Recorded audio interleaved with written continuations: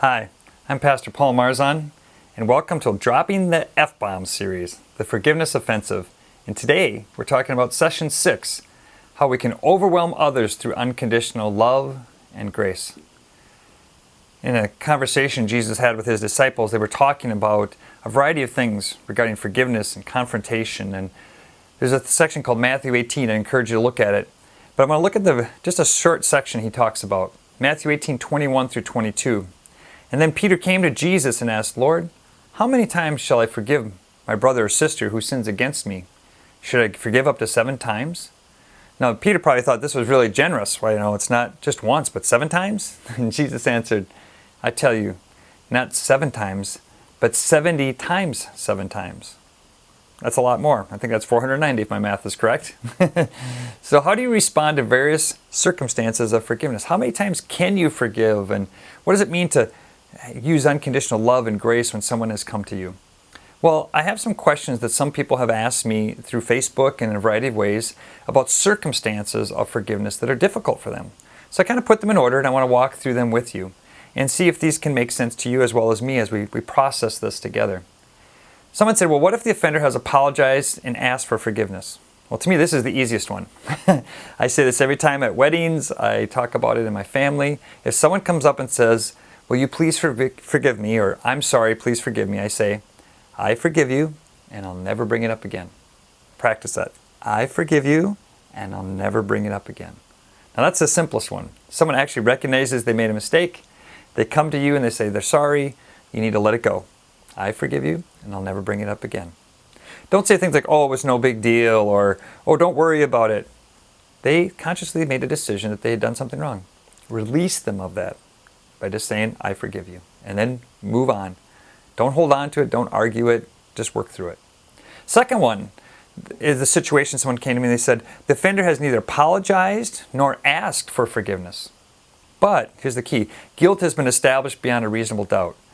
I mentioned that in an earlier setting where a car accident happened and I was hit. It was very much an established thing by the police and those that were at the accident scene that man went across the road, hit us, injured myself and my family. So, how do you deal with that when someone has injured you, but they don't really apologize? Well, many times I get asked into situations where people are in family conflict. And recently I helped a family do what I call an intervention. They had a father who was really struggling with alcoholism in his life. They were almost to the point where they wanted to no longer be in relationship with him anymore. And so I had them write out how the alcoholic behavior hurt them. So the kids wrote that out, his wife wrote that out. And then when we got together, I brought him into the home, and they were all seated there along with some other family members. And they all read their letters to him. Dad, because you do this, this, this, and this, I'm struggling with. Son, because you did this, this, this, and I'm struggling with it.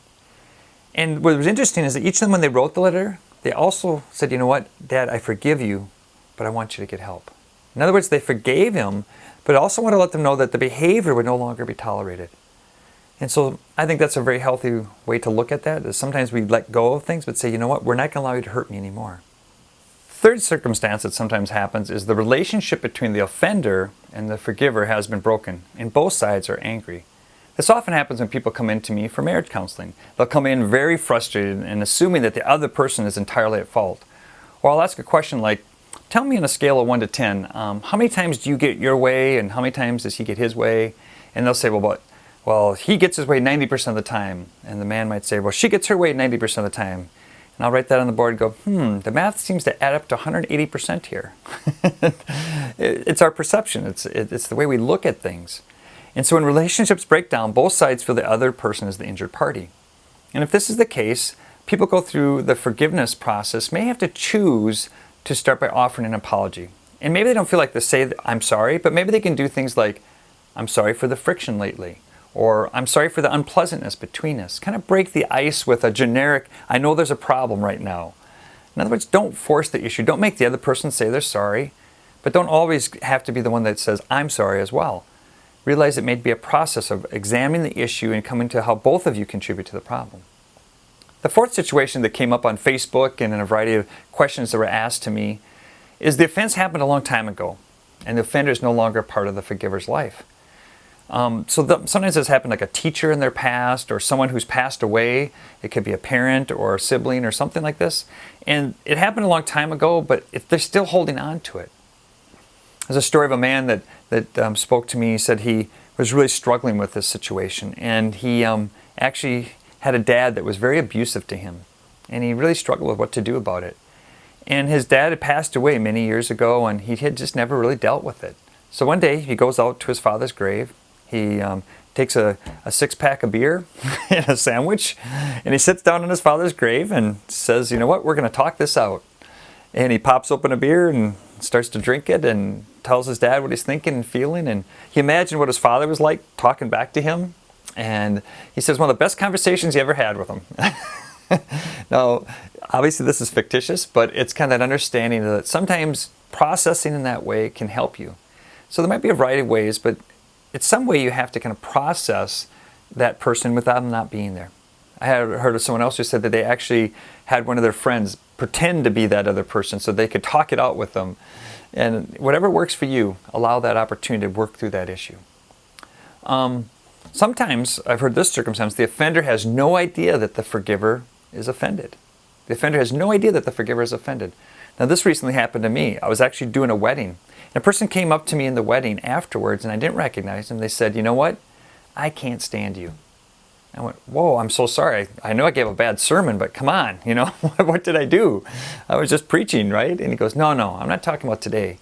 I'm talking about when you were a kid.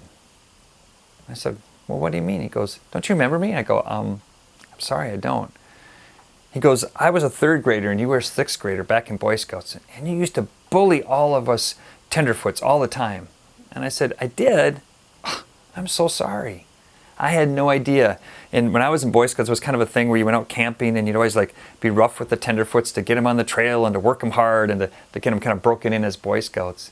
But in his mind, I had offended him. I had hurt him. I had pushed him too hard. I had done things that he felt were inappropriate. And so it was interesting that during the wedding reception we talked, and I told him I was sorry, and he said that he'd held on to that hurt for a long time. But we were able to work through it. 6th thing, what about if there's false forms of I forgive you or please forgive me? Well, sometimes we know and we can see through that, right? When someone says, okay, I forgive you. I used to have this problem with my kids all the time because I had this policy, Deb and I, of that person has to say they're sorry. So if my kids messed up and they hurt each other, I might take Becca or Rachel or Josh and say, now, tell them you're sorry. And they'd walk up to them and literally just go, I'm sorry, or Dad told me to tell you I'm sorry. And I realized, you know, this isn't really working because they're saying they're sorry, but their brother or sister aren't really hearing it. So I used to do that is I'd say, okay, why don't you go to your room, sit there and think about it until you're ready to say you're sorry and mean it. I remember Josh sat in his room for almost most of the afternoon one time, but eventually came out and he told his sister that he was sorry. But the difference was I didn't force him to do it, and by the time he said it, he really meant it. You know what? I want to close this time together, but I want you to think about some of these examples that really begin to help you understand what it means to say forgiveness when sometimes you really struggle with it. And we'll pick this up again in our next section and talking about those difficult times of forgiveness, particularly in the areas of rebuilding, restoring, and restitution. Let's close with a time of prayer. Gracious and loving God, I thank you for this day. And from your word that reminds us that we are to forgive with unconditional love and grace, 70 times 7. That sense of being able to let go and to let others know that we forgive them, even when it's difficult circumstances, like when they're no longer around us anymore, or when they're not willing to admit that they've made a mistake, or when we're struggling to find out who's at fault.